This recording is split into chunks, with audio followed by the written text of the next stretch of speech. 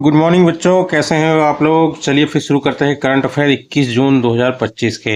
आज की जो टॉपिक है दोस्तों बहुत ही इंपॉर्टेंट है। आपको इनसे कोई ना कोई सवाल मतलब आप समझ लीजिए एग्जाम में डायरेक्ट मिलेगा, ठीक है। इसीलिए लास्ट तक बने रहना, ठीक है। चलिए फिर हम लोग एक बार स्टार्ट करने से पहले इंडेक्स देख लेते हैं कि आज हम लोग डिस्कस क्या करेंगे। आज हम लोग सबसे पहले डिस्कस करेंगे दोस्तों टार्डीग्रेड के बारे में। ये ऐसा मतलब समझ लीजिए जीव है जो मतलब कहीं भी कब मतलब रह सकता है, किसी भी इन्वायरमेंट में, एक्सट्रीम से एक्सट्रीम इन्वायरमेंट में रह सकता है। इसके बारे में थोड़ा सा हम लोग जानेंगे। और ये एक्सिम 4 मिशन का ही पार्ट है इसका मतलब स्टडी, तो थोड़ा सा जानेंगे इसके बारे में। उसके बाद हम लोग जानेंगे कोबिया के बारे में दोस्तों। ये एक तरह की फिश है, अभी हाल फिलहाल में न्यूज में क्यों है, थोड़ा सा इसके बारे में भी जानेंगे हम लोग, और कैसे इन्वायरमेंट में रहती है, ठीक है। उसके बाद हम लोग जानेंगे एक ऑपरेशन सिंधु के बारे में। अभी ऑपरेशन सिंधु के बाद इंडिया ने एक ऑपरेशन सिंधु भी किया है, ये किस लिए किया है इसके बारे में थोड़ा सा हम लोग जानेंगे। उसके बाद हम लोग जानेंगे पीएम आवास योजना के बारे में, ठीक है, प्रधानमंत्री आवास योजना के बारे में। अभी हाल फिलहाल में इसकी कुछ डाटा रिलीज हुए ना, तो थोड़ा सा ये इंपॉर्टेंट हो जाता है एग्जाम पर्पस के लिए भी। उसके बाद हम लोग पढ़ेंगे साहित्य अकेडमी अवार्ड, और इसके अलावा और कौन से अकेडमी अवार्ड होते हैं दोस्तों, उनके बारे में भी थोड़ा सा हम लोग जानेंगे। हाल फिलहाल में क्या है कि युवा पुरस्कार हो गया है ना, और एक वो होता है बच्चों वाला जो होता है ना, वो उनको भी पुरस्कार दिया गया है, ठीक है। उसके बाद हम लोग जानेंगे टी और राइस के बारे में, क्योंकि अभी हाल फिलहाल में जो मतलब ईरान और इजराइल का कॉन्फ्लिक्ट चल रहा है ना, उसमें हमारा एक्सपोर्ट काफ़ी मतलब सफ़र हो रहा है दोस्तों। तो उसी वजह से ये भी न्यूज़ में है, तो थोड़ा सा हम लोग इसके बारे में भी जानेंगे, ठीक है। उसके बाद हम लोग जानेंगे स्टेट ऑफ होमरूज। ऑब्वियस सी बात है, जो मैंने अभी आपको बताया दोस्तों में ना, इजराइल और ईरान का जो हो रहा है, तो ईरान मतलब बोला अगर हमारा कोई बहुत बड़ा मतलब वो खत्म हुआ तो हम इस स्टेट ऑफ होमरूज को ब्लॉक कर देंगे, ठीक है। और 20% से ज्यादा मतलब तेल का जो एक्सपोर्ट होता है वो ये इसी से होता है, ठीक है। उसके बाद हम लोग जानेंगे international year of women farmer, ठीक है। और सॉरी दोस्तों, ये 8वां हम लोग जानेंगे इंटरनेशनल बिग कैट अलायंस के बारे में थोड़ा सा जान लेंगे। अभी हाल फिलहाल में इसके पहले प्रेसिडेंट और मतलब डायरेक्टर जनरल बने हैं, तो थोड़ा सा इसके बारे में हम लोग जानेंगे। उसके बाद हम लोग जानेंगे इंटरनेशनल लेबर ऑर्गेनाइजेशन के बारे में, ठीक है। अभी एक्चुअली क्या है, इन्होंने कुछ कन्वेंशन को अडॉप्ट किया है, उसके बारे में ये थोड़ा सा न्यूज़ में है, तो थोड़ा सा इसके बारे में जानेंगे हम लोग। उसके बाद हम लोग जानेंगे decade of hydro power. Actually क्या है, हाइड्रो पावर को प्रमोट करने के लिए, प्रोजेक्ट्स को प्रमोट करने के लिए एक स्टेट है हमारा जिसने मतलब ये सब किया है, इसको घोषित किया है। तो थोड़ा सा उस स्टेट के बारे में जानेंगे जो क्या किया है, ठीक है, और क्यों किया है। उसके बाद हम लोग जानेंगे international year of women farmer. ये अभी घोषित हुआ है, ठीक है, मतलब वुमेन्स को सपोर्ट करने के लिए। थोड़ा सा इसके बारे में जानेंगे किसने मतलब इसको डिक्लेयर किया है, ठीक है। उसके बाद हम लोग जाएंगे आईसीसी वुमेन्स वर्ल्ड कप 2025। ये जरूरी है दोस्तों, क्योंकि इसका वेन्यू हम लोग देखेंगे। और क्या है कि ये थोड़ा सा हाइब्रिड मॉडल में हो रहा है, जो इसमें मतलब इंडिया पाकिस्तान का मैच होगा ना, वो इंडिया में नहीं होगा, क्योंकि पाकिस्तान भी नहीं चाहेगा इंडिया में खेलना, जब इंडिया पाकिस्तान में नहीं खेलना चाहता, ठीक है। उसके बाद हम लोग जाएंगे वर्ल्ड रिफ्यूजी डे, और इनके बारे में कन्वेंशन क्या होता है वो भी हम लोग जानेंगे, ठीक है। उसके बाद हम लोग को ई वोट डालेंगे, देखेंगे मतलब इंडिया का पहला स्टेट कौन सा है जिसने मतलब ई वोटिंग को सपोर्ट किया है। और अभी हाल फिलहाल में जो लोकल मतलब इलेक्शन नहीं होते दोस्तों, उसमें ये यूज भी किया जाएगा, ठीक है। उसके बाद हम लोग जानेंगे 15th बॉन क्लाइमेट चेंज कॉन्फ्रेंस। ये किस लिए किया जाता है दोस्तों, और मतलब कब से स्टार्ट हो रखा है ये, ठीक है। उसके बाद अभी हाल फिलहाल में कंगना रनावत जी किसी की मतलब ब्रांड एम्बेसडर बनी, तो ये किस चीज की ब्रांड एम्बेसडर बनी, इसके बारे में हम लोग जानेंगे, ठीक है। तो जैसा कि दोस्तों आपको इंडेक्स से देख के पता ही चल गया होगा कि मतलब कितना इंपॉर्टेंट टॉपिक्स आज हम लोग डिस्कस करेंगे। और इसको बस आप लोग सुनते रहिए, एग्जाम में जब क्वेश्चन आएगा तो अपने आप आपको समझ आ जाएगा कि हाँ क्या ऑप्शन है, ठीक है। बस सुनते रहिए, ठीक है। तो सबसे पहले हम लोग जान लेते हैं दोस्तों टार्डीग्रेड के बारे में। तो एक फोटो मैं आपको दिखाता हूँ टार्डीग्रेड दिखता कैसा है, ठीक है। ये देखिए दोस्तों, यही है टार्डीग्रेड। मतलब ये समझ लीजिए किसी भी एक्सट्रीम से एक्सट्रीम मतलब मतलब एनवायरनमेंट में, चाहे कितनी भी गर्मी हो, कितनी भी ठंडी हो, हवा हो, वैक्यूम हो, नहीं हो, है ना, इसको कोई मैटर नहीं करता, ये हमेशा जिंदा रहता है, ठीक है। और ये बहुत पुराना है, मतलब अर्थ के एग्जिस्टेंस से भी पहले का है ये, ठीक है। तो जैसा कि आपने देखा टार्डीग्रेड को ना दोस्तों, टार्डीग्रेड को ही हम लोग वाटर बियर भी कहते हैं, इसको मॉस पिगलेट भी कहा जाता है, ठीक है। इसका साइज जो है 1 mm से भी बहुत छोटा होता है दोस्तों, है ना। अभी ये हाल फिलहाल में न्यूज में क्यों है, जो XM4 मिशन जो हम लोगों ने ऑलरेडी डिस्कस कर चुके हैं पिछले सेशन में, उसमें मतलब एक मतलब इसके लिए भी मतलब मिशन स्टार्ट किया गया है, ठीक है, वोयागर टार्डीग्रेड मिशन, जिसके थ्रू हम लोग क्या माइक्रोस्कोपिक क्रिएचर जो है उनके बारे में हम लोग थोड़ा जानेंगे। मतलब जैसे इसको स्पेस में ले जाएंगे, फिर देखेंगे ये स्पेस में रह पाता कि नहीं नहीं रह पाता है, इसका एग्जिस्टेंस कैसा है, वॉश कंडीशन में कैसा है, रिस्पॉन्स करता है ना, तो ये सारी चीज़ें मतलब इस पे मतलब टेस्ट किए जाएंगे। तो इसीलिए ये मतलब टार्डीग्रेड मिशन भी लॉन्च हुआ है इसी मिशन के थ्रू, ठीक है। तो इसीलिए थोड़ा है, तो ये जान लीजिए टार्डीग्रेड जो है इसको वाटर बियर भी कहते हैं, मॉस पिगलेट भी कहा जाता है। ये माइक्रोस्कोपिक जो है मतलब जीप, ये 8 लेग्ड है, मतलब ये 4 पेयर हैं इसके पैरों के, ठीक है। उसके बाद हम कहेंगे इसको ये एक्वेटिक ऑर्गेनिज्म, एक्चुअली क्या है, इसको जीने के लिए ना अपने शरीर पे मतलब एक पानी की पतली लेयर की जरूरत हमेशा पड़ती है।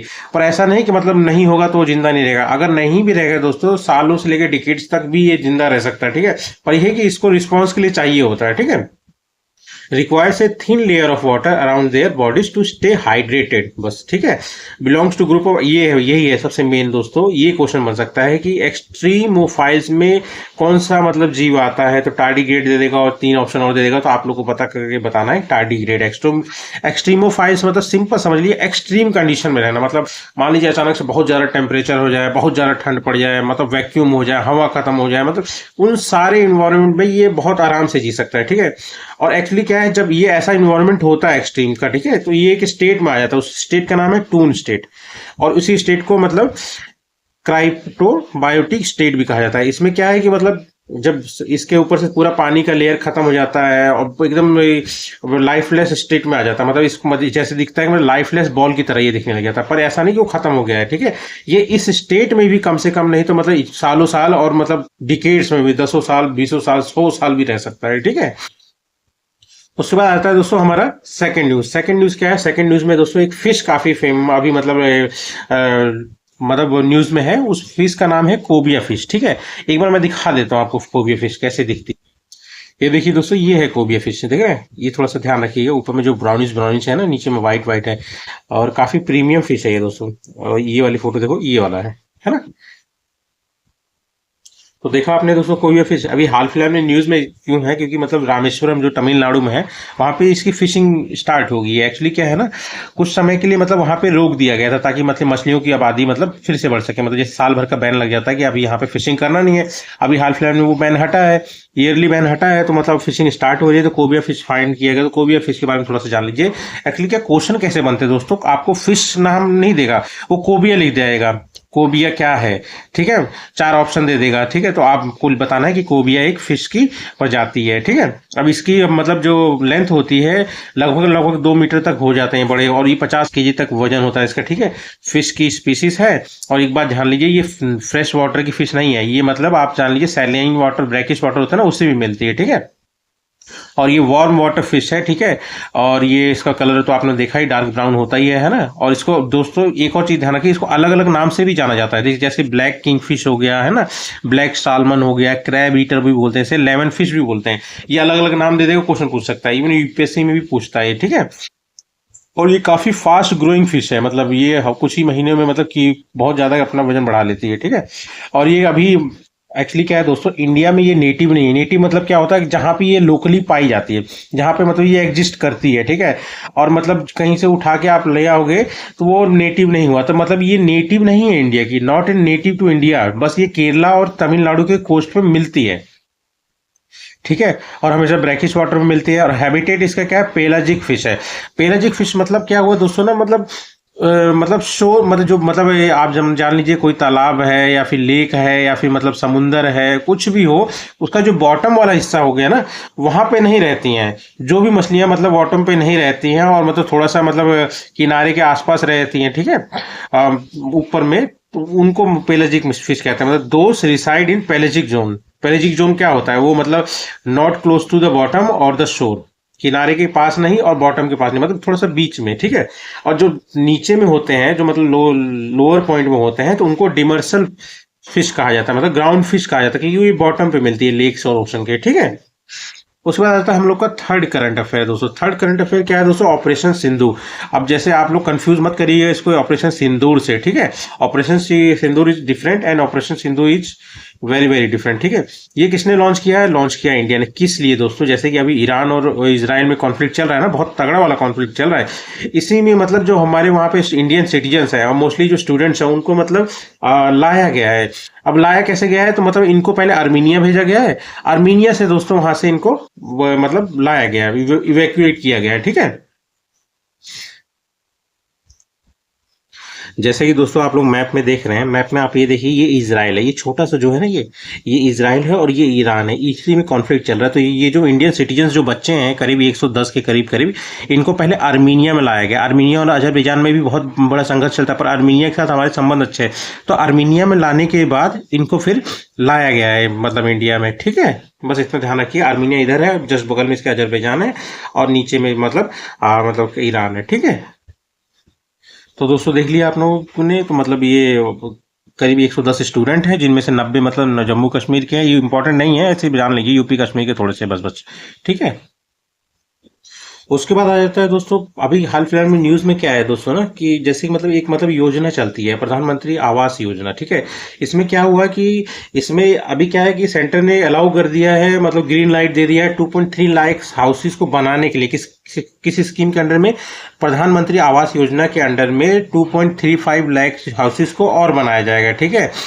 तो यही अभी हाल फिलहाल न्यूज है, थोड़ा सा हम लोग जान लेते हैं इसके स्टैटिक पोर्शन के बारे में, ठीक है।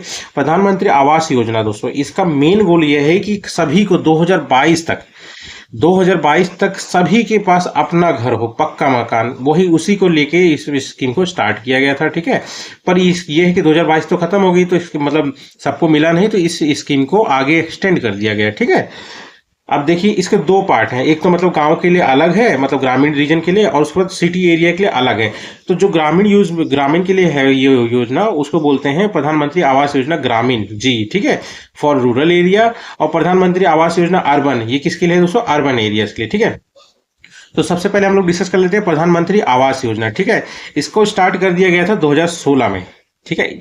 पर एक बात जान लीजिए, ये प्रधानमंत्री आवास योजना जो ग्रामीण वाला है, जो रूरल एरिया के लिए दोस्तों, ये कोई नई मतलब योजना नहीं है। ये पुरानी योजना चलती थी, उसका नाम था इंदिरा आवास योजना। ये ध्यान रखना दोस्तों, इंदिरा आवास योजना, ये मतलब बहुत इंपॉर्टेंट है, पूछ सकते हैं, ठीक है। इंदिरा आवास योजना का ही दोबारा से उसमें थोड़ा सा इंप्रूवमेंट करके और थोड़ा सा नाम चेंज करके इसको वापस ला दिया गया, मतलब इसी का नाम चेंज कर दिया और थोड़ा सा इंप्रूवमेंट कर दिया, बस इतना ही है, ठीक है। इंदिरा आवास योजना भी एक रूरल हाउसिंग स्कीम है, ये ध्यान रखना। इसी का मतलब अपग्रेडेड वर्जन आप मान लीजिए प्रधानमंत्री आवास योजना ग्रामीण है, ठीक है। अब ये किसके अंडर में है दोस्तों, प्रधानमंत्री आवास योजना ग्रामीण? ये दोस्तों है आपके ministry of rural development. Obvious सी बात है दोस्तों, इसमें मतलब कोई कंफ्यूजन होना ही नहीं चाहिए, ठीक है। अब इसमें क्या है, पक्का घर दिया जाएगा, मतलब गांव में मतलब जो भी पुअर गरीब लोग हैं ना उनको, ठीक है। पर मतलब घर देने के साथ, पक्का मकान देने के साथ उस मकान में बेसिक फैसिलिटीज भी दी जाएगी, जैसे टॉयलेट होगा, किचन होगा, इलेक्ट्रिसिटी सप्लाई होगा, पानी भी होगा, ठीक है। अब ये किसके लिए लाया गया है दोस्तों, तो ये तो SC ST ऑब्वियस सी बात है, और बिलो पॉवर्टी लाइन की जो फैमिलीज है वो है, बॉन्डेड लेबर हो गए, मतलब जो बंधुआ मजदूर होते हैं ना उनके लिए, और जो विधवाएं होती हैं उनके लिए होगा, माइनॉरिटीज हो गए, या डिफरेंटली एबल्ड मतलब जो फिजिकली चैलेंज लोग हैं ना उनके लिए भी, ठीक है।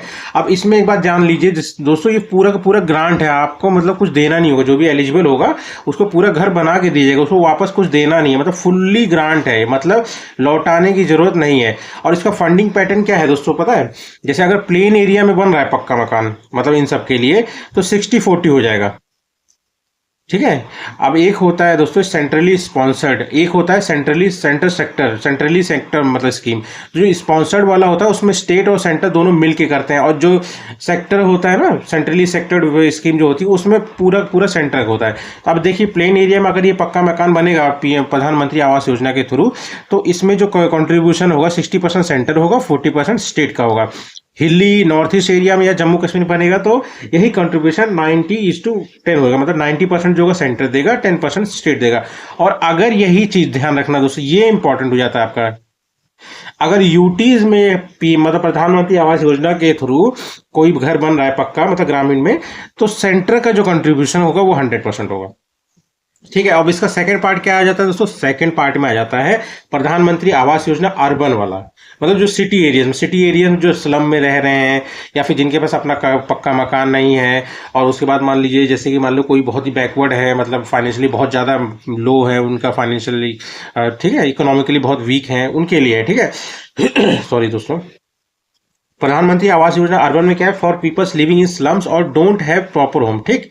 ये कब स्टार्ट हुआ था दोस्तों, 2015 में स्टार्ट हुआ था। इसका भी एम वही है, पर अर्बन एरिया में, अर्बन में जो मतलब गरीब लोग हैं उनको 2022 तक पक्का मकान देना, मतलब पक्का houses to urban poors by 2022। ठीक है, अब ये है कि मतलब ये किसके अंडर में आता है दोस्तों, तो जैसे ही वो मिनिस्ट्री ऑफ रूरल डेवलपमेंट में था तो ये अर्बन वाला अर्बन में आ जाएगा, मतलब जैसे ministry of housing and urban affairs. ठीक है, अब इसमें कौन कौन इंक्लूड हो गए, इसमें स्लम, जो स्लम में रह रहे हैं वो हो गए, इकोनॉमिकली वीकर सेक्शन हो गए वो हो गया। ठीक है, और उसके बाद ये लो इनकम ग्रुप वाले हो गए, मिडिल इनकम ग्रुप वाले हो गए। ठीक है, और इसमें बेस्ट पार्ट जान लीजिए दोस्तों, प्रधानमंत्री आवास योजना ग्रामीण और प्रधानमंत्री आवास योजना अर्बन, इसमें सबसे बड़ा जो डिफरेंस है जो आप एग्जाम में आ सकता है वो है कि जो अर्बन वाला है इसमें जो वुमेन्स है ना, उनको मतलब ऑनरशिप दी जाएगी या फिर जॉइंटली भी वुमेन्स के साथ ही ऑनरशिप दी जाएगी, पर रूरल वाले में ऐसा कुछ है नहीं। ठीक है, ये थोड़ा सा बेसिक डिफरेंस जान लीजिएगा। ठीक है, अब इसमें इसके 4 वर्टिकल्स हैं इम्प्लीमेंटेशन के।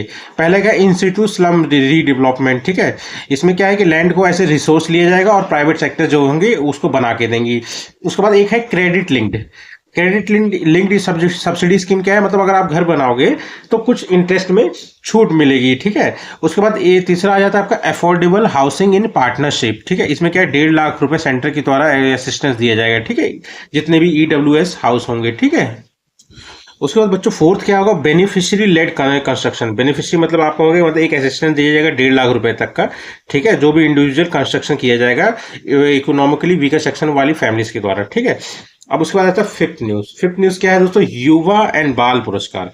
युवा कितने को मिला है, 23 हैं, और बाल पुरस्कार मतलब एक ज्यादा 24 लोगों को मिला है। ठीक है, अब युवा और बाल पुरस्कार किसके अंडर में आते हैं, ये दोस्तों आते हैं साहित्य अकेडमी अवार्ड के अंदर में आते हैं, और ये सारे के सारे लिटरेचर के लिए दिए जाते हैं। ठीक है, तो थोड़ा सा आप जान लीजिए साहित्य अकेडमी अवार्ड स्टार्ट कब हुए थे। ठीक है, ये स्टार्ट हुए थे दोस्तों 1954 में, और ये जान लीजिए लिटरेचर से रिलेटेड है। किससे रिलेटेड है, साहित्य मतलब लिटरेचर से रिलेटेड है। One of the prestigious literary award of India. ठीक है, और ये जो मतलब दिया जाता है ये साहित्य अकेडमी के द्वारा दिया जाता है, जो कि एक ऑटोनोमस ऑर्गेनाइजेशन है।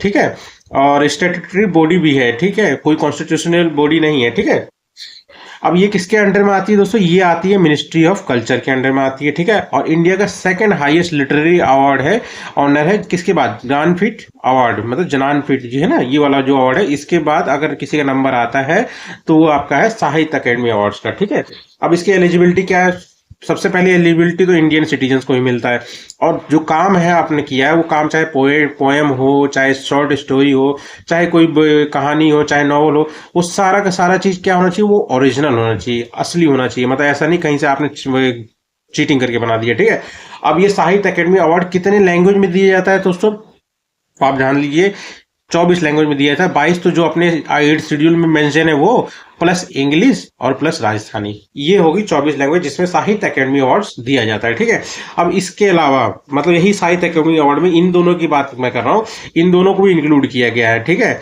ये दोनों यही साहित्य अकेडमी अवार्ड्स में ही आते हैं। पहला क्या है, जैसे बाल साहित्य पुरस्कार, दूसरा क्या है युवा पुरस्कार। अब इसकी एलिजिबिलिटी जान लीजिए, जैसे बाल साहित्य पुरस्कार किसको दिया था, बच्चों के राइटर, मतलब जो बच्चों कहानियां बच्चों वाले जो राइटर हैं उनको दिया जाता है। ठीक है, और युवा पुरस्कार किसको दिया था, जिसकी भी एज 35 साल से कम है वो युवा पुरस्कार के लिए एलिजिबल है। ठीक है, कौन से, साहित्य अकेडमी अवार्ड के। अब ऐसे ही साहित्य अकेडमी अवार्ड जैसे कि जैसे मतलब ये तो लिटरेचर के लिए हो गया, इसके अलावा भी कुछ और अकेडमी है, जैसे संगीत नाटक अकेडमी हो गया, एक ललित कला अकेडमी, इसके बारे में थोड़ा सा जान लेते हैं दोस्तों। ठीक है, इसी की तरह ही है। ठीक है, अब नेशनल लेवल पे मतलब जैसे वो लिटरेचर को देते हैं अवार्ड, ये नेशनल लेवल पे आप समझ लीजिए जो भी मतलब आर्ट्स परफॉर्म किया जाता है ना उनको दिया जाता है, जैसे कि India national academy for performing arts. क्या वो होता है दोस्तों, परफॉर्मिंग आर्ट्स के लिए, वो लिटरेचर हो गया, परफॉर्मिंग आर्ट्स के लिए होता है। ये कब स्टैब्लिश हुआ था दोस्तों, संगीत नाटक अकेडमी, ये 1952 में स्टैब्लिश हुआ था, और ये एक ऑटोनोमस बॉडी है, किसके अंडर है, ministry of culture. Ministry of culture में सबकी सब आएंगे। ठीक है, संगीत नाटक एकेडमी फेलोशिप, इसमें दो अवार्ड दो तरह के हैं, जैसे कि संगीत नाटक फेलोशिप अकेडमी फेलोशिप अवार्ड हो गया दोस्तों, इसको अकेडमी रत्न भी कहा था। ये मतलब संगीत नाटक एकेडमी का सबसे प्रेस्टिजियस, सबसे नंबर 1 ठीक है अवार्ड है। ठीक है, इसमें 3 लाख रुपए मिलता है, ताम्र पत्र मिलता है मतलब कॉपर वाला। ठीक है, और अंग वस्त्र मतलब एक कपड़ा भी मिलता है। ठीक है, और उसके बाद संगीत नाटक एकेडमी अवार्ड्स दूसरा आ जाता है, ये इसको कहा जाता है अकेडमी पुरस्कार, उसको अकेडमी रत्न कहा जाता है, इसको अकेडमी पुरस्कार कहा जाता है। 1 मिनट दोस्तों, हाँ नीचे नहीं आया, हाँ ठीक है। ठीक है, तो इसको क्या कहा जाता है, अकेडमी पुरस्कार। ठीक है, इसमें 1 लाख रुपए मिलता है, और ताम्रपत्र मिलता है, और अंग वस्त्र मिलता है। ठीक है, अब इसका देखिए हाँ, सबसे मेन ध्यान रखिए दोस्तों, संगीत नाटक अकेडमी के द्वारा बहुत सारे इंस्टीट्यूट भी खोले गए हैं। उसमें से पहला इंस्टीट्यूट है आपका नेशनल स्कूल ऑफ ड्रामा। यहाँ से लोग मतलब एक्टिंग सीखते हैं, ठीक है। ये कहाँ पे है? न्यू दिल्ली में 1959 में संगीत नाटक अकेडमी के द्वारा ही खोला गया था, ठीक है। उसके बाद आ गया था कथक केंद्र। ये मतलब national institute of Kathak dance है, जिसको नई दिल्ली में ही 1964 में खोला गया था। और एक है जवाहरलाल नेहरू मणिपुर डांस अकेडमी। ये पूछ सकता है दोस्तों, ये वेरी वेरी इंपॉर्टेंट है, ये पूछ सकता है, ठीक है। इसमें ये कहाँ पे खोला गया था संगीत नाटक अकेडमी के द्वारा? ये खोला गया था इम्फाल में 1954 में, ठीक है। और सेम इसी की तरह एक आता है ललित कला एकेडमी। ये एक मतलब नेशनल एकेडमी है for fine arts. Fine arts मतलब जो विजुअल आर्ट होता है, जैसे पेंटिंग हो गया या फिर मतलब मूर्तिकारी हो गई है ना, स्कल्पचर हो गया या फोटोग्राफी कोई करता है उसके लिए हो गया, ठीक है। विजुअल आर्ट्स के लिए हो गया, ठीक है। जो फाइन आर्ट्स होते हैं ना उसके लिए नेशनल एकेडमी है, ठीक है। अब इसकी स्थापना कब की गई थी दोस्तों? तो ये 1954 में 5 अगस्त में की गई थी, मौलाना अबुल कलाम आजाद के द्वारा। ध्यान रखना, ललित कला एकेडमी की मतलब स्थापना किसने की थी? भाई मौलाना अबुल कलाम आजाद। पर इसको मतलब एक स्टैट्यूटरी स्टेटस कब मिला, मतलब कानूनी तौर पे इसको दर्जा कब मिला था? 1957 में मिला था। स्थापना जो हुई थी 1954 में, दर्जा मिला था 1957 में, ठीक है। हेडक्वार्टर जो है नई दिल्ली में है। और विजुअल आर्ट्स किसमें किसमें अवार्ड दिया जाता है दोस्तों? जैसे कि पेंटिंग हो गया, स्कल्पचर हो गया, फोटोग्राफी हो गया, एक्सेट्रा, ठीक है दोस्तों। उसके बाद सिक्स न्यूज क्या आ जाता है दोस्तों? सिक्स न्यूज में जैसे कि आप जान रहे हैं, ईरान और इजराइल में बहुत तगड़ा कॉन्फ्लिक्ट चल रहा है दोस्तों। इसी की वजह से क्या है ना कि राइस और टी के एक्सपोर्ट का दिक्कत हो रहा है हमारे यहाँ पे। अब एक्सपोर्ट कम होगा तो मतलब आप समझ रहे हैं ना, कोई लेगा नहीं तो फिर दिक्कत हो जाएगी, है ना। एक्सपोर्ट होता था तो इंडिया की इकोनॉमी में बूस्ट होती थी ना, तो यही सब दिक्कतें हैं। तो अभी मतलब न्यूज में India rice and T exporters hit by the Iran Israel conflict, ठीक। तो थोड़ा सा राइस और टी के बारे में जान लेते हैं। राइस जो है एक स्टेपल फूड है, मतलब मैक्सिमम पॉपुलेशन जो इंडिया की है वो राइस को कंजप्शन करती है। स्टेपल फूड मतलब जो रोजमर्रा में हम लोग खाते हैं ना, वो है फूड, ठीक है। अब इसका कल्टीवेशन जो है इंडिया के जो टोटल क्रॉप्ड एरिया है उसके 25% पोर्शन पे, रीजन पे ये उगाया जाता है। क्या? राइस उगाया जाता है। राइस एक खरीफ क्रॉप है। खरीफ मतलब आप समझ लीजिए मानसून वाली क्रॉप, ठीक है। मानसून क्रॉप है, ठीक है। इसके लिए कम से कम नहीं तो मतलब 100 सेंटीमीटर से ज्यादा बारिश चाहिए, ठीक है। एनुअली है ये दोस्तों। और टेम्परेचर 25 डिग्री सेल्सियस से ज्यादा चाहिए, मतलब इसमें ह्यूमिडिटी की मतलब रिक्वायरमेंट ज्यादा होती है, नीड्स हाई ह्यूमिडिटी। अब देख लीजिए, अगर इन्वायरमेंट सही रहता है, फेवरेबल कंडीशन रहता है किसी स्टेट में, जैसे केरला वाला पोर्शन हो गया, नॉर्थ ईस्ट वाले एरिया हो गए ना, तो वहां पे एक से ज्यादा किस्म की भी चावल उगाए जाते हैं, ठीक है।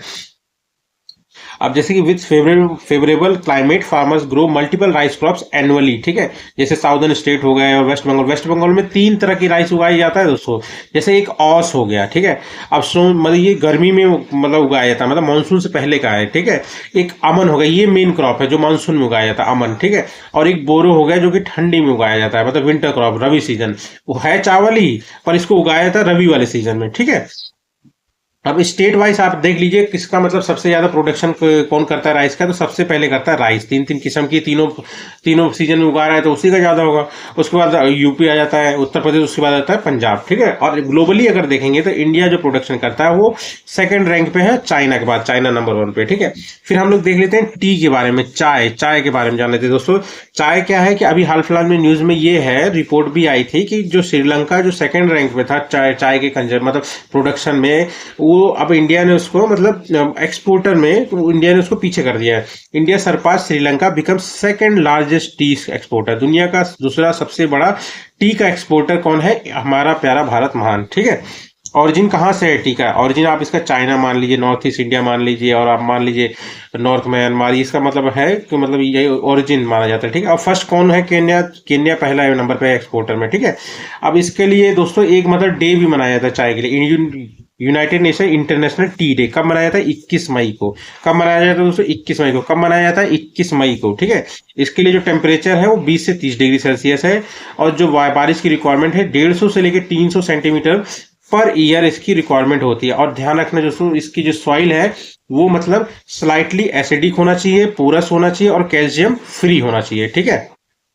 और स्टेट वाइज अगर आप देखेंगे तो असम अकेला मोर देन 50% इंडिया का जो मतलब चाय उगाया जाता है वो उगा देता है, 55%। उसके बाद वेस्ट बंगाल आ जाता है, फिर अदर स्टेट में साउथ वाले आ गए जैसे तमिलनाडु, केरला और कर्नाटक, ये मिलकर 17% उगा देते हैं, ठीक है। अब थोड़ा सा जान लीजिए दोस्तों कि मतलब जो इंडिया का पहला जीआई टैग दिया गया था, मतलब जीआई टैग मतलब 10 साल के लिए किसी प्रोडक्ट के मतलब मान्यता दे देना, ठीक है। तो दार्जिलिंग टी को फर्स्ट जीआई टैग मिला था, मतलब इंडिया का फर्स्ट जीआई टैग प्रोडक्ट कौन सा है इंडिया का, वो है दार्जिलिंग टी। ठीक है, अब टी के लिए एक बोर्ड भी बनाया गया है जिसमें 32 मेंबर होते हैं। इसका हेडक्वार्टर कोलकाता में है। इसकी स्थापना 1954 में हुई थी। मिनिस्ट्री ऑफ कॉमर्स के अंडर में है। और ओवरसीज मतलब ओवरसी, इसके ओवरसीज में भी ऑफिस है, मतलब इंडिया के बाहर भी कुछ ऑफिस हैं, जैसे दुबई हो गया और मॉस्को हो गया। ठीक है, उसके बाद आता है दोस्तों सेवंथ न्यूज। सेवंथ न्यूज है आपका किसके बारे में, स्टेट ऑफ होमरूज, यही ईरान इजराइल कॉन्फ्लिक्ट के बारे में है, मतलब कहीं ब्लॉक ना हो जाए। तो थोड़ा सा एक बार हम लोग इसको मैप में देख लेते हैं ना। तो जैसे कि दोस्तों आप देख रहे हैं, ये है हमारा प्यारा भारत मान। यहीं से हम लोग ऊपर जब जाएंगे, पाकिस्तान अफगानिस्तान होते हुए ईरान होते हुए, है ना, तो यहाँ पे ये जो आप देख रहे हैं, है ना, ये वाला जो लोकेशन है, ये जो छोटा सा आपको पोर्शन दिख रहा है, यही है आपका स्ट्रेट ऑफ होमरूज, ये वाला दोस्तों, है ना। ये क्या करता है, जो पर्शियन गल्फ है इसको गल्फ ऑफ ओमान और अरेबियन सी से कनेक्ट करता है, बस इतना सा। पर ये इंपॉर्टेंट इसलिए है क्योंकि इस यहाँ पे जितनी भी मतलब आप देख रहे हैं, ये गल्फ वाली हैं, जीसीसी वाले हैं, और ये मतलब ओपेक के मेंबर भी हैं। इनके ऑयल एक्सपोर्ट का सबसे ज्यादा काम इसी से होता है, 20। और सबसे आप जान लीजिए, जितना भी ऑयल का प्रोडक्ट मतलब के पूरे देश में, मतलब पूरे दुनिया में होता है, उसका 20% जो है यहीं से मतलब एक्सपोर्ट किया जाता है। ठीक है, अब स्टेट ऑफ होमरूज मतलब किसके वजह से विवादित में है, ईरान और इजराइल कॉन्फ्लिक्ट के बीच में कहीं रुक ना जाए। ठीक है, अब इसकी विड्थ जो है दोस्तों, नैरोएस्ट पॉइंट जो सबसे सिकुड़ा हुआ पॉइंट है, वो 33 किलोमीटर का है। ठीक है, और इसमें मतलब थोड़ा सा नेविगेशन का दिक्कत भी बहुत आता है, मतलब बहुत एक्सपर्टीज चाहिए वो जहाज वाले को वहां से चलाने के लिए। ठीक है, अब ये है कहाँ पे, at the mouth of Persian gulf, वही मैंने आपको दिखाया। ठीक है, कनेक्ट किसको करता है, वही गल्फ ऑफ ओमान और अरेबियन सी को कनेक्ट है। Only sea passes for Persian Gulf to open water, यही है, एकलौता है पर्शियन गल्फ जो भी है, जो पर्शियन गल्फ है, मतलब जो भी मतलब इस तरफ की जितनी भी कंट्रीज हैं, उन सब के लिए इकलौता है रास्ता यहाँ पे, मतलब पास करने के लिए। ठीक है, 20% ग्लोबल ऑयल ट्रेड का है बाई सी। ठीक है, very very important for oil export for OPEC country. ठीक है, लाइक मतलब सऊदी अरेबिया हो गया, ईरान हो गया, यूएई हो गया, कुवैत हो गया, इराक हो गया, कतर, ये आसपास में ही है। और कतर जो है दुनिया का सबसे बड़ा एक्सपोर्टर है किसका, एलएनजी का, लिक्विफाइड नेचुरल गैस। ठीक है, बस इतना ध्यान रखिएगा। उसके बाद एट्थ न्यूज क्या आता है दोस्तों, एट्थ न्यूज है इंटरनेशनल बिग कैट अलायंस। अभी ये हाल फिलहाल में न्यूज में है दोस्तों, क्यों, क्योंकि इसके नए प्रेसिडेंट पहले बने हैं और पहले डायरेक्टर जनरल का भी नाम आ गया। ठीक है, पहले आप जान लीजिए इसका हेडक्वार्टर कहाँ है दोस्तों, न्यू दिल्ली, ध्यान रखिएगा, क्योंकि पहले इसके ऊपर डिसाइड हो रहा था कि इसका हेडक्वार्टर होगा कहाँ, फिर डिसाइड हुआ कहाँ इसका हेडक्वार्टर इंडिया में होगा, और अब इंडिया में कहाँ होगा, तो नई दिल्ली में। ये ध्यान रखिए, पूछ सकते हैं इंटरनेशनल बिग कैट अलायंस का हेडक्वार्टर कहाँ है, न्यू दिल्ली में। इसके अभी जो प्रेसिडेंट बने वो कौन है, भूपेंद्र यादव, इन्वायरमेंट मिनिस्टर जो हमारे वही हैं। ठीक है, अब इसके तहत किया क्या जा रहा है, इसके तहत किया जा रहा है कंजर्वेशन ऑफ 7 बिग कैट्स, जो 7 बड़ी मतलब बिल्ली की प्रजातियां, उनके कंजर्वेशन के लिए इसको, इस स्टेप को लाया गया है। ठीक है, लॉन्च कब हुआ था, 2023 में मोदी जी द्वारा लॉन्च हुआ था, वो भी 50th anniversary of project tiger. ठीक है, इसके पहले डायरेक्टर जनरल को कौन हुए हैं, अभी बनाए गए हैं, सत्य प्रकाश यादव। ठीक है, और उसके अलावा आप इसमें मेंबर कितने, टोटल 5 मेंबर है, जिसमें इंडिया है, निकारागुआ है, इस्टवानी है, लाइबेरिया है और सोमालिया, बस इतना ही है।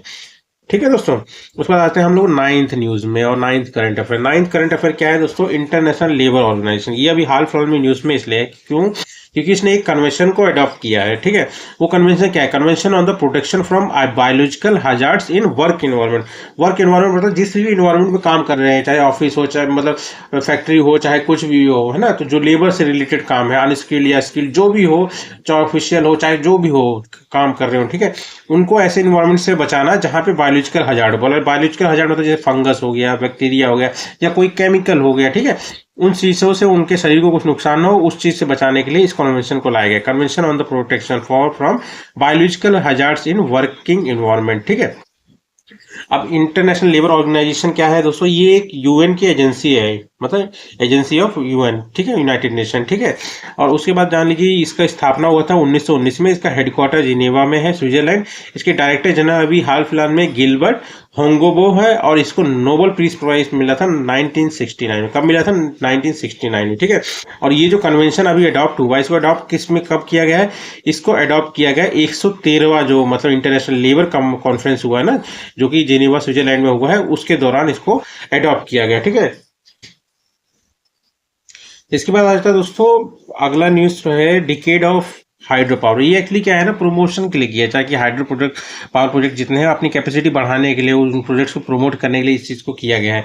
क्या किया गया, डिकेड ऑफ हाइड्रो पावर किसको बोला गया, 2025 से 2035 35 35, ठीक है। किसने डिक्लेयर किया, अरुणाचल प्रदेश में। एक्चुअली क्या इसकी जितनी क्षमता है, ठीक है, 58,000 आप समझ लीजिए इस मेगावाट तक मतलब ये प्रोड्यूस कर सकता है इलेक्ट्रिसिटी, पर प्रोड्यूस कितना कर रहा है, करीब 11,000 के आसपास ही कर रहा है, ठीक है। इवन मेरे को लगता है उससे भी कम कर रहा है, ठीक है। अपनी कैपेसिटी को बढ़ाने के लिए उसने इस साल को decade of horse hydro power किया गया, ताकि प्रमोट किए रहे प्रोजेक्ट को, ज़्यादा जल्दी जल्दी पूरा करें और अपनी कैपेसिटी बढ़ाएं, ठीक है। टोटल इंडिया का अभी जो है वो 53,000 तक ही है लगभग, ठीक है, to promote and development of hydro power project है, यही है। अब क्या है कि एक प्रोजेक्ट चल रहा है दोस्तों इसी अरुणाचल प्रदेश में, अपर सियांग डिस्ट्रिक्ट में, उसका नाम है अपर सियांग हाइड्रो पावर प्रोजेक्ट, ठीक है। इसकी कैपेसिटी क्या है, 11,000 मेगावाट है, इंडिया का सबसे बिगेस्ट है, पर ये क्या है, अभी चल रहा है, पूरी तरह बना नहीं है। जो अभी रनिंग में है, अगर रनिंग के हिसाब से देखेंगे इंडिया की सबसे बिगेस्ट हाइड्रो पावर प्रोजेक्ट, तो वो है कोयना हाइड्रो इलेक्ट्रिक प्रोजेक्ट, जो कि सतारा महाराष्ट्र में है। इसकी कैपेसिटी 1960 मेगावाट है बस, ठीक है दोस्तों। उसके बाद 11th न्यूज क्या आ जाता है दोस्तों, 11th न्यूज है आपका international year of the women farmer. ये किसने डिक्लेयर किया है, 2026 को कहा गया है कि international year of women farmer होगा। किसने डिक्लेयर किया है, यूनाइटेड नेशन ने, बस इतना ध्यान रखिए, ठीक है। उसके बाद 12th न्यूज क्या है दोस्तों, 12th न्यूज है ICC women's cricket world cup 2025। ये एक हाइब्रिड मॉडल में कराया जाएगा, ठीक है, मतलब ये इंडिया प्लस श्रीलंका में होगा और 13th एडिशन है, ठीक है। इंडिया मतलब हाइब्रिड, मतलब इंडिया जो पाकिस्तान के मैच होंगे वो श्रीलंका में होगा, ठीक है, और 8 टीमें होंगी इसमें, ठीक है। उसके बाद आता है दोस्तों 13th न्यूज क्या आता है, नेक्स्ट वर्ल्ड रिफ्यूजी डे, ठीक है। ये कब मनाया जाता है दोस्तों, 20 जून को मनाया जाता है, ठीक है। थीम इसकी क्या है, थीम है 2025 की है, for a world where refugees are welcomed, ठीक है। अब इसी के लिए एक चीज ध्यान रखिए, रिफ्यूजी कन्वेंशन आता है 1951। ये एक्चुअली क्या डिफाइन करता है, रिफ्यूजी कौन होगा, रिफ्यूजी के लिए क्या फैसिलिटी देनी चाहिए, रिफ्यूजी के लिए क्या करना चाहिए, सारी चीजें रिफ्यूजी से रिलेटेड इसी में है। रिफ्यूजी कन्वेंशन 1951 में। ये कब लाया गया था, 1956 में लाया, तो 1951 में था पर लागू कब हुआ था, 1956 में, ठीक है, इन जिनेवा स्विट्जरलैंड, ठीक है दोस्तों। उसके बाद आ जाता है दोस्तों 14th न्यूज। 14th न्यूज में करंट अफेयर में क्या है, बिहार में पहली बार मतलब कोई स्टेट, मतलब पूरे मतलब इंडिया में सबसे पहला स्टेट जिसने इंट्रोड्यूस किया mobile based e voting facility, मतलब मोबाइल से आप वो ई वोट कर सके, ठीक है, ठीक है। और किसके द्वारा किया जाएगा, लाइव फेशियल रिकॉग्निशन के द्वारा है, ये लाइव वोट दिया जाएगा, ई वोट कहा जाएगा इसका, ठीक है। और अभी किसमें यूज किया जा रहा है दोस्तों, अभी हाल फिलहाल में वहां पे जो अर्बन बॉडी इलेक्शन होने वाले हैं ना, नगर निकाय वाले 2025 वाले, उसी में यूज होगा, 28 जून को होगा, ठीक है। अब ये के लिए जो ऐप बना है वो बनाया किसने है, सीडेक ने बनाया है, और ऐप का नाम क्या है, ई वोटिंग सेक BHR, ठीक है, BHR में बिहार हो गया, ठीक है। अब सीटेक के बारे में आप लोग थोड़ा सा जान लो। और एक और बात जानने के लिए दोस्तों, ये सबके लिए नहीं है, सिर्फ और सिर्फ लिमिटेड पर्सन के लिए है, जो मान लीजिए बहुत ज़्यादा बूढ़े हो गए हैं या बहुत ज़्यादा बीमार हैं या मान लो माइग्रेट कर चुके हैं, ठीक है, या फिर प्रेग्नेंट लेडीज आ नहीं सकती, उनके लिए है। फेशियल रिकॉग्निशन से वोट दे सकते हैं वो लोग, ठीक है। अब इसे सीटेक के बारे में आप जान लीजिए। सीटेक क्या है, centre for development of advance computing, ठीक है, ये है इसका फुल फॉर्म। और इसके किसके अंडर में है, ministry of electronics and information technology. इसकी स्थापना हुई थी 1988 में। हेडक्वार्टर कहाँ है इसका, पुणे, इंडिया, बस इतना ही ध्यान रखिए दोस्तों, ठीक है। और 15 न्यूज क्या आ जाता है दोस्तों, 15 न्यूज है काफी इंपॉर्टेंट है, बॉन क्लाइमेट चेंज कॉन्फ्रेंस। ये जान लीजिए जो कॉप की मीटिंग होती है ना, मीटिंग में क्या डिस्कस करेंगे, मीटिंग में क्या डिस्कस किए थे, कितना मतलब अचीव हुआ है, कितना अचीव करना है, ये सारा डिसाइड इसी वाले कॉन्फ्रेंस होता है। बॉन क्लाइमेट चेंज कॉन्फ्रेंस 2025 को हुआ है अभी, ठीक है। हमेशा ये दोस्तों बॉन में ही होता है, जो कि जर्मनी में है, ठीक है, हमेशा हर साल होता है, ठीक है। ये ऑर्गेनाइज कौन कराता है, ये करवाता है दोस्तों United Nation framework for convention, मतलब framework convention on climate change, यही इसका फुल फॉर्म है, यही इसका ऑर्गेनाइज भी करता है। फर्स्ट टाइम 1995 में किया गया था, ठीक है। कॉप में क्या डिस्कशन होगा, ठीक है, पिछली कॉप का रिव्यू और फाइनेंशियल कैसा है, रिक्वायरमेंट क्या है, वो सब चीजें इसी में डिस्कस होता है, ठीक है। अब क्लाइमेट चेंज से रिलेटेड है दोस्तों। अब कॉप क्या है दोस्तों, कॉन्फ्रेंस ऑफ पार्टीज है। ये कहाँ पे हो, मतलब किसके द्वारा मतलब किया जाता है, ये UNFCCC मतलब United Nation framework convention on climate change के द्वारा हमेशा किया जाता है हर साल, ठीक है। ये फर्स्ट समिट इसकी हुई थी 1995 में बर्लिन में, जर्मनी के। 29 जो 2024 वाला हुआ था पिछला, वो बाकू अजरबैजान में हुआ था। और 2025 ये बॉन वाली जो मीटिंग है तो जर्मनी में हमेशा होती है, पर कॉप मीटिंग अलग अलग जगह होती है। 29वां जो हुआ था 2024 वाला वो अजरबैजान के बाकू में हुआ था, और 30वां जो है वो बेलम में होगी, ब्राजील के, 2025 का, ठीक है, इस बार का, ठीक है। अब UNFCCC मतलब United Nation framework convention on climate change क्या है दोस्तों? ये एक इंटरनेशनल ट्रीटी है जिसको साइन किया गया था 1992 में, ठीक है, during earth summit in Rio de Janeiro Brazil के, ठीक है। अब ऑब्जेक्टिव क्या है? ग्रीन हाउस गैस को कम करना, क्लाइमेट चेंज को रोकना, ठीक है। बनी तो 1992 में जो साइन करते थे, ठीक है, पर ये लागू 1994 से स्टार्ट हुई। इसमें टोटल यूएन के ही मेंबर है 198 मेंबर। अब 16 न्यूज आ जाता है आपका दोस्तों। 16 न्यूज में है कंगना रनौत जी। क्यों क्यों मतलब ये न्यूज में? क्योंकि इनको एम्बेसडर बनाया गया है वर्ल्ड पैरा एथलेटिक्स चैंपियनशिप 2025 जो न्यू दिल्ली में होगा 12वां एडिशन। बस इतना ही ध्यान रखिए, ठीक है। ठीक है दोस्तों, तो यही आज के करंट अफेयर हैं। और वीडियो कैसा लगा दोस्तों एक बार बताइएगा जरूर, और चैनल को सब्सक्राइब करिएगा। Thank you.